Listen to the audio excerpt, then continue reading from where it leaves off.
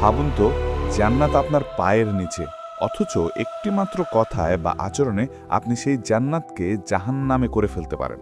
কবিরা গুনাহ সিরিজের আজকের পর্বে আমরা আলোচনা করব সেই ভয়ঙ্কর পাপটি নিয়ে যা আল্লাহর আরশকে কাঁপিয়ে দেয়, আর তা হলো মাতাপিতার অবাধ্য হওয়া। এই গুনাহ সম্পর্কে জানা কেন জরুরি?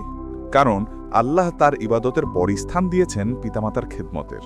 তাদের সামান্যতম কষ্ট দেওয়া শিরকের পরেই সবচেয়ে বড় গুনাহগুলোর একটি। এর পরিণতি কি? রাসূলুল্লাহ সাল্লাল্লাহু আলাইহি সাল্লাম বলেছেন, আল্লাহ সমস্ত গুনাহের শাস্তি কিয়ামত পর্যন্ত স্থগিত রাখেন, কিন্তু পিতামাতার অবাধ্যতার শাস্তি মৃত্যুর আগেই দুনিয়াতে দিয়ে দেন। যে ব্যক্তি তার পিতামাতাকে অসন্তুষ্ট করল, সে স্বয়ং আল্লাহকেই অসন্তুষ্ট করল। উফ শব্দটিও তাদের সামনে বলা হারাম। আপনার পিতামাতা আপনার জান্নাত অথবা জাহান্নাম। তাদের দোয়া যেমন আপনার জীবন বদলে দিতে পারে, তেমনি তাদের এক ফোঁটা চোখের পানি আপনার দুনিয়ায় ও আখিরাত দুটোই ধ্বংস করে দিতে পারে।